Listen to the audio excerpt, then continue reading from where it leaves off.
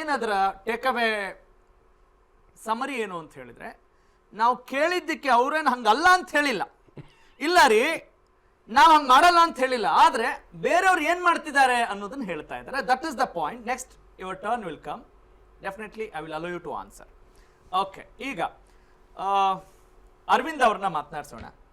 Sir, ನೀವು ಈಗ ಭ್ರಷ್ಟಾಚಾರ ನಿರ್ಮೂಲನೆ ಮಾಡಬೇಕು ಅಂತ ಹೇಳಿ ನಿಮ್ಮದೇ ಆದಂಥ ಒಂದಿಷ್ಟು ಪ್ರಯತ್ನಗಳನ್ನು ಈ ಮುಂಚೆ ಮಾಡ್ಕೊಂಡು ಬಂದಂಥವ್ರು, ಮತ್ತು ರಾಜಕಾರಣವನ್ನು ಜನರ ದೃಷ್ಟಿಯಿಂದ ನೋಡಿಕೊಂಡು ನೀವು ವಿಶ್ಲೇಷಣೆ ಮಾಡ್ತೀರಿ ಅನ್ನೋ ನಂಬಿಕೆಯಿಂದ ನಾನು ಮಾತಾಡಿಸ್ತಾ ಇದ್ದೀನಿ.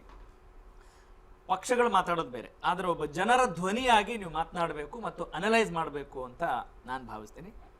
ನಾವು your turn, please go ahead, over to you.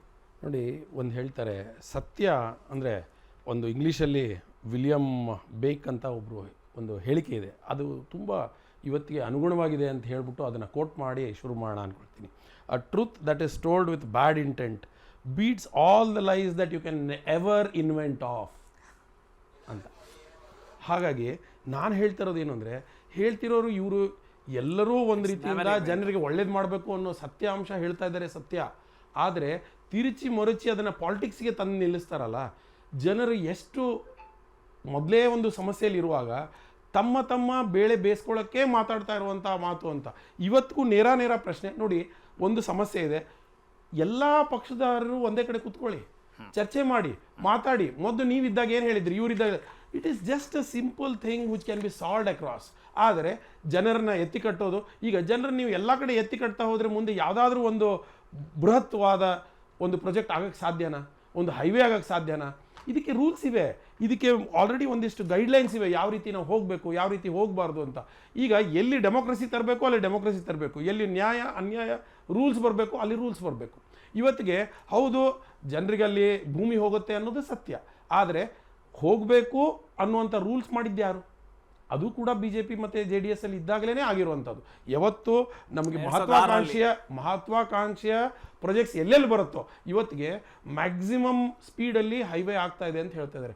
Highway acquisition ಈಸಿಯಾಗಿ ಆಗ್ತಾ ಇದೆ ಅಂತ ಮೋದಿಯವರು ಹೇಳ್ತಾ ಇದ್ದಾರೆ. ಮೋದಿಯವರೇ ಹೇಳಿದ್ದಾರೆ, ಯಾವತ್ತು ದೇಶದ ದೃಷ್ಟಿಯಿಂದ, ಹಿತದೃಷ್ಟಿಯಿಂದ, ಸಾರ್ವಜನಿಕ ದೃಷ್ಟಿಯಿಂದ ನಮಗೆ ಒಂದಿಷ್ಟು ಡೆವಲಪ್ಮೆಂಟಲ್ ಆ್ಯಕ್ಟಿವಿಟೀಸ್ ಆಗಬೇಕು ಅನ್ನುವಂಥ ಸಮಯ ಬಂದಾಗ ಅಕ್ವಿಸಿಷನ್ ಈಸ್ ಕಂಪಲ್ಸರಿ. ಬಟ್ ಅವರಿಗೆ 50-50 ಆಗಿ ಡೆವಲಪ್ಮೆಂಟಲ್ ಚಾರ್ಜಸ್ ಕೊಡಿ, ಇಲ್ಲದ್ರೆ ಒಳ್ಳೆಯ ಅವರಿಗೆ ದುಡ್ಡು ಕೊಡಿ, ಕಂಪನ್ಸೇಷನ್ ಮಾಡಿ ಅಂತ ಹೇಳಿದ್ದಾರೆ. ಸೊ ಇದು ಇವತ್ತು ನ್ಯಾಯ ಅನ್ಯಾಯ ಪರವಾಗಿ ಹೋಗಬೇಕೆ ಹೊರತು ನಾವಲ್ಲಿ ಗುಂಪನ್ನು ಕಟ್ಕೊಂಡ್ಬಿಟ್ಟು ಅದನ್ನು ಪ್ರತಿಭಟಿಸ್ತೀವಿ, ಹೋರಾಟ ಮಾಡ್ತೀವಿ, ಇದು ಒಂದು ಮಟ್ಟಕ್ಕೆ ಸರಿ. ಆದರೆ ಈಸ್ ಇಟ್ ರಿಯಲಿ ವರ್ತ್ ಅನ್ನೋದನ್ನ, ಅಂದರೆ ಇವತ್ತು ತಾರ್ಕಿಕ ಹಂತಕ್ಕೆ ಹೋಗ್ಬೇಕು. Is it the real solution? Is it a real solution? And ಇದು it should not be you are setting one agenda. ಇದು ಬೇರೆ ಎಲ್ಲ ಕಡೆ ಹರಡ್ಕೊಂಡು ಎಲ್ಲ ಕಡೆನೂ ಡೆವಲಪ್ಮೆಂಟ್ ಆ್ಯಕ್ಟಿವಿಟೀಸ್ ನಿಂತು ಹೋಗ್ಬಿಟ್ರೆ ನಾಳೆ ಇದು ಒಂದು ನಾವು ಎಚ್ಚರಿಸಬೇಕು. ಅದ್ರ ಜೊತೆಗೆ ಸರ್ಕಾರ ಕೂಡ ಸಂಪೂರ್ಣವಾಗಿ ಬದ್ಧವಾಗಿಲ್ಲ.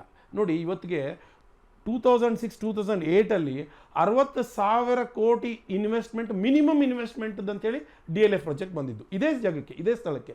ಇವತ್ತಿಗೆ ಸ್ಥಳ ಇನ್ನೂ ಜಾಸ್ತಿ ಮಾಡಿದ್ದಾರೆ ಇವರು. ಇವತ್ತಿಗೆ ಇನ್ಫ್ಲೇಷನ್ಗೆ ಆ್ಯಡ್ ಮಾಡಿದರೆ ಇವತ್ತಿಗೆ 60,000 ಎಲ್ಲಿ, ಅದರ ಡಬಲ್ ಅಷ್ಟು ದುಡ್ಡು ಬೇಕಾಗತ್ತೆ. ಆದರೆ ಇವ್ರು ರೆಡಿ ಇರೋದು ಎಷ್ಟು ಗೊತ್ತಾ? 9,000 ಕೋಟಿಗೆ ಪ್ಲಾನಿಂಗ್ ಮಾಡ್ತಾ ಇದ್ದಾರೆ. 12,000 ಕೋಟಿ ತನಕ ತೊಗೊಂಬರ್ತೀವಿ ಅಂತಾರೆ, ಇನ್ನೊಂದಿಷ್ಟು ಲೋನ್ ಮಾಡಿ 20,000 ಕೋಟಿ ತರ್ತೀವಿ ಅಂತ ಬಿಕ್ಕಿಸ್ಕೊಂಡು ಹೇಳ್ತಾ ಇದ್ದಾರೆ.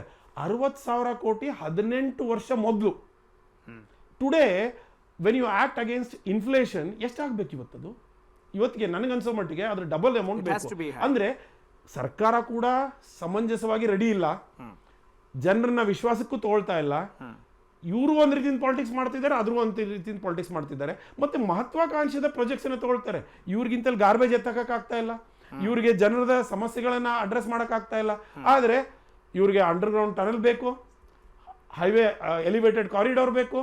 ಎಲ್ಲಿ ಬರೀ ದುಡ್ಡು ಬರುತ್ತೆ, ತುಂಬ ದೊಡ್ಡದು ನಾನು ಮಾಡಿದೆ ಅಂತ ತೋರಿಸ್ಕೊಳಕ್ಕೆ ಬೇಕಾ? ಇಲ್ಲ ನಿಜವಾದ ಸರ್ಕಾರ ನಡೆಸಬೇಕು, ನಿಜವಾದ ಜನರ ಪರವಾಗಿ ನಾನು ನಿಂತ್ಕೊಂಡು ನಡೆಸಬೇಕು ಅನ್ನೋಂಥ ಆಸೆ ಇದೆಯೋ? ಇಲ್ಲದ್ರೆ ನಾನೊಬ್ಬನು ಫೇಮಸ್ ಆಗಿಬಿಡ್ಬೇಕು, ನನಗೊಂದಿಷ್ಟು ದುಡ್ಡು ಬಂದುಬಿಡ್ಬೇಕು, ಒಂದಿಷ್ಟು ಲೋನ್ ಬಂದುಬಿಡ್ಬೇಕು, ತೊಗೊಂಡ್ಬಿಡ್ಬೇಕು. ಅಂದರೆ ನಾನು ಹೇಳ್ತೀನಿ, ನಿಜವಾದ ಜನಹಿತ ಇದ್ದರೆ ಪ್ರಾಜೆಕ್ಟ್ ಒನ್ ಬೈ ಒನ್ ತೊಗೊಳ್ಳಿ. ಟನಲ್ ಪ್ರಾಜೆಕ್ಟಿಗೆ ದುಡ್ಡು ಎಲ್ಲಿದೆ ಅದು ಕೂಡ ಗೊತ್ತಿಲ್ಲ. PPP ಮಾಡಲು ಹೈವೇ ಕಾರಿಡಾರ್, ಎಲಿವೇಟೆಡ್ ಕಾರಿಡಾರ್ ಮಾಡ್ತೀವಿ ಅಂದಿದ್ದಾರೆ.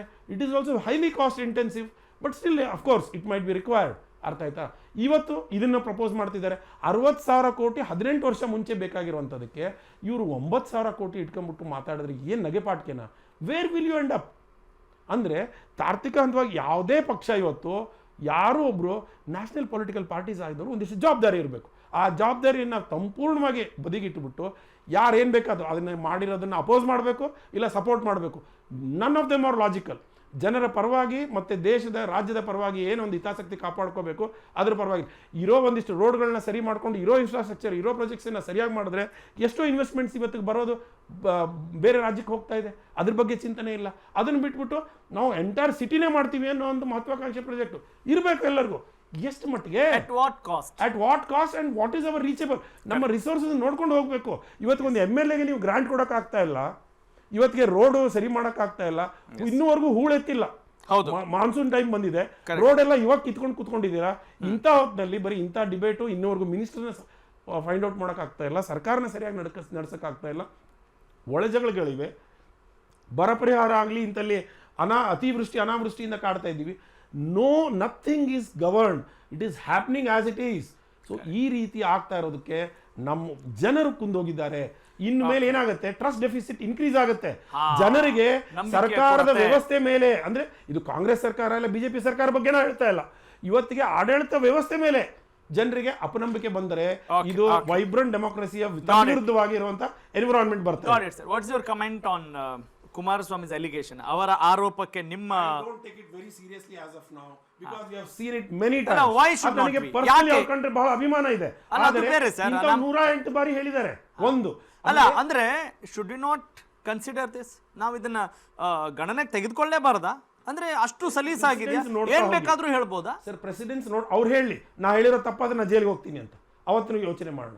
ಅವ್ರಿಗೆ ಅಲ್ಲ ಸರ್, ಈಗ ಒಬ್ಬ ಸಾಮಾನ್ಯ ವ್ಯಕ್ತಿ ಈಗ ಅಲ್ಲ ಒಂದ್ ನಿಮಿಷ ಒಬ್ಬ ಸಾಮಾನ್ಯ ವ್ಯಕ್ತಿ ಇದನ್ನ ನೋಡಿದಾಗ ಅವ್ನು ಹ್ಯಾಕ್ ಕನ್ಸಿಡರ್ ಮಾಡಬೇಕು? ಈಗ ಅಪ್ಗ್ರೋಯಿಂಗ್ ಕಿಡ್ಸ್ ಇದನ್ನ ನೋಡ್ತಾ ಇದ್ರೆ fair enough. See I will take you 2 examples. ಒಂದು, ಸರ್ಕಾರದಲ್ಲಿರುವ ನಮ್ಮ ಪ್ರಿಯಾಂಕಾ ಖರ್ಗೆ ಅವರು ಲೆಟರ್ ಬರೀತಾರೆ ಎಂದು ಒಂಥರ ಜವಾಬ್ದಾರಿತ ಪರಿಸ್ಥಿತಿಯಲ್ಲಿ ಇದ್ದಾಗ ಒಂದು ರೀತಿಯಿಂದ ಜನಸಾಮಾನ್ಯರಂಗೆ ಬರೀತಾರೆ. ಇನ್ ದ ಸೇಮ್ ವೇ ಇವತ್ತಿಗೆ ಕುಮಾರಸ್ವಾಮಿ ಅವರು ಕೂಡ ಸೆಂಟ್ರಲ್ ಗವರ್ಮೆಂಟ್ ಅಲ್ಲಿ ಮಿನಿಸ್ಟರ್ ಸ್ವಾಮಿ. He is not a common man. When he is speaking, it makes sense. It makes sense that even the Modi government is speaking. And when the central government is speaking, there has to be some weight. Yes. So, ನೀವು ಎಲ್ಲೋಯಿಂದ ಬಂದ್ಬಿಟ್ಟು ಬೀದಿಯಿಂದ ಬಂದು ಕುತ್ಕೊಂಡು ಮಾತಾಡಿದವರಲ್ಲ. ನೀವು ಜವಾಬ್ದಾರಿತ position ಅಲ್ಲಿ ಇರೋರು. ಅವಾಗ ಹೇಳ್ತೀನಿ, ಇವಾಗ ಹೇಳ್ತೀನಿ, ಕೇಂದ್ರ ಮಂತ್ರಿ ಒಗಟು ಬಿಡಿಸಿ ಹೇಳ್ತೋ ಇವೆಲ್ಲ ಮಾಡಬಾರ್ದ್ರಿ. ಕ್ಲಿಯರ್ ಆಗಿ ಮಾತಾಡ್ಬೇಕು ಏನಿದೆ ಅಂತ. ಬಟ್ ಏನ್ ಗೊತ್ತಾ, ಆ ಖರೋಖರವಾಗಿ ಅವ್ರು ಮಾತಾಡಕ್ ಹಿಂಜರಿಕೆ ಯಾಕಂದ್ರೆ ಅದೇ ಬಿಡದಿ ಹತ್ರ ಅವ್ರು ಕೂಡ ಜಾಗ ಅದೆಲ್ಲ ಬರುತ್ತೆ ಅಂತ. ಅದಕ್ಕೋಸ್ಕರ ಇವತ್ತು ಅವರು ಒಗಟಿನಲ್ಲಿ ಮಾತಾಡ್ತಾ ಇದ್ದಾರೆ. ಇದು ನಾನು ಆನ್ ರೆಕಾರ್ಡ್ಸ್ ಹೇಳ್ತಾ ಇದ್ದೀನಿ. If you want you can challenge me. Okay ನೀವು ಬಹಳ ಒಂದು ಇಂಪಾರ್ಟೆಂಟ್ ಮಾತು ಹೇಳಿದ್ರಿ. ಅವ್ರ ಮಾತನ್ನ ನಾನು ತುಂಬಾ ಸೀರಿಯಸ್ ಆಗಿ ಕನ್ಸಿಡರ್ ಮಾಡ್ತಾ ಇಲ್ಲ ಅನ್ನೋದ್ರಲ್ಲಿ ಒಂದು ಸೀರಿಯಸ್ನೆಸ್ ಇದೆ. ಏನು ಅಂತ ಹೇಳಿದ್ರೆ, ಏನು ಗಂಭೀರ ಅಲ್ಲ ಅನ್ನುವ ಮಾತಿಗೆ ಯಾಕೆ ಗಂಭೀರತೆ ಇಲ್ಲಿ ಸೇರ್ಕೊಳ್ಳುತ್ತೆ ಅಂತ ಹೇಳಿದ್ರೆ, ಅಂದ್ರೆ ಇಂಥ ಎಷ್ಟೋ ಮಾತುಗಳಿದ್ದಾವ್ರಿ, it has lost its significance ಅನ್ನೋದನ್ನ ಹೇಳ್ತಾ ಇದ್ದಾರೆ. ಅವರ ಮಾತಿಗೆ, ಅವರ ತೂಕಕ್ಕೆ, ಆ ಗಾಂಭೀರ್ಯತೆಗೆ ತೂಕ ಇಲ್ಲ ಅನ್ನುವ ಮಾತುಗಳನ್ನು ಹೇಳ್ತಾ ಇದ್ದಾರೆ. It is really unfortunate. ಅದನ್ನ ಈಗ ನಮಗೀಗ ಯಾರು ಅಂದರೆ JDS ವಕ್ತಾರಿದಾರಲ್ಲ, ಈ ಕುಮಾರಸ್ವಾಮಿ ಅವರು ಇಲ್ಲ, ಅವರೇ ಕುಮಾರಸ್ವಾಮಿ ಅವರು. ಜನರ ಪರವಾಗಿ ನಾನಿದ್ದೀನಿ, ಕರೆಕ್ಟ್, ಆಯಾ ಪಕ್ಷದ ವತಿಯಿಂದಿದ್ದಾರೆ. ಹಾಗಾಗಿ ನಾನು ಇವ್ರನ್ನ ನಾಗೇಂದ್ರ ಬಾಬು ಅಂತ ಕರೆಯಲ್ಲ, HD ಕುಮಾರಸ್ವಾಮಿ ಅವರು ಅಂತ ಕರಿತೀನಿ. ಹಾಗಾಗಿ ಅವ್ರು ಮುಂದಿನ ಹಂತದಲ್ಲಿ ಇದಕ್ಕೆ ಯಾವ ರೀತಿ ಉತ್ತರ ಕೊಡ್ತಾರೆ ಮತ್ತು ನಮ್ಮ DK ಸಾಹೇಬ್ರು ಏನು ಉತ್ತರ ಕೊಡ್ತಾರೆ, ಅಂದರೆ ಕುಮಾರ್ ಅವ್ರು ಏನು ಉತ್ತರ ಕೊಡ್ತಾರೆ, ಖಂಡಿತವಾಗ್ಲೂ ಕಾದು ನೋಡೋಣ. ಅದಕ್ಕಿಂತ ಮುಂಚಿತವಾಗಿ ವ್ಯವಸ್ಥೆ ನಿಜಕ್ಕೂ ಅರ್ಹತೆಯ ಆಧಾರದ ಮೇಲೆ ನಂಬಿಕೆ ಇಡಬೇಕಾ ಇಡಬಾರ್ದ? ಸಚಿವರು ನಿಜಕ್ಕೂ ಅರ್ಹತೆಯ ಆಧಾರದ ಮೇಲೆ ಇಲ್ವಾ, ಅಥವಾ ದುಡ್ಡೇ ಇದಕ್ಕೆ ಪ್ರಮುಖ ಕಾರಣವಾ? ಒಂದು ವೇಳೆ ಇದು ನಿಜ ಆಗಿದ್ರೆ ಅದಕ್ಕೇನು ಆ್ಯಕ್ಷನ್ ತೆಗೆದುಕೊಳ್ಬೋದು ಅನ್ನೋ ನಿಟ್ಟಿನಲ್ಲಿ ಯೋಚನೆ ಮಾಡ್ತಾ ಇರಿ.